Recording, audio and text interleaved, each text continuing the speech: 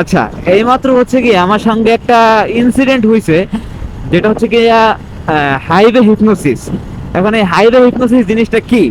Highway hypnosis হচ্ছে কি আপনার ধরেন এরকম রাস্তায় যদি আপনি লং টাইম ধরে রাইড করেন, তখন দেখা যায় মাঝে মাঝে হয়, অনেক সময় এমন হয় যে এমন একটা অবস্থা হয়ে যায় যে আপনি ঘুমাই গেছেন, কিন্তু হঠাৎ করে আপনার মনে পড়লো আরে আমি তো গাড়ি চালাইতেছি। এরকম অনেক সময় হয়, আপনারা খেয়াল করবেন যদি এরকমের রাস্তা আপনারা রাইড করেন। তো এই জিনিসটা যদি আপনাদের কেউ সাথে হয়, তখন আপনাদের করণীয় কি? তখন করণীয় হচ্ছে গিয়ে যে আপনারা অবশ্যই একটু থামবেন, থাইমা 5-10 মিনিট ব্রেক নিবেন, হাত মুখে একটু পানি দিবেন, ফ্রেশ হবেন। তারপরে হচ্ছে গিয়ে চা বিড়ি যদি কিছু খান তাহলে সেটা খাইয়া তারপর আবার রাইড শুরু করবেন। তো এখন এই জিনিসটা হয় কেন?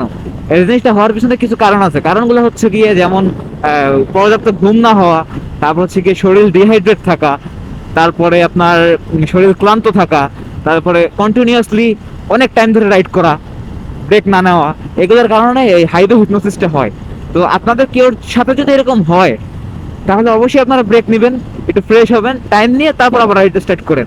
কারণ ভাই জিনিসটা ছোট মনে হইতে পারে, বাট জিনিসটা কিন্তু মারাত্মক।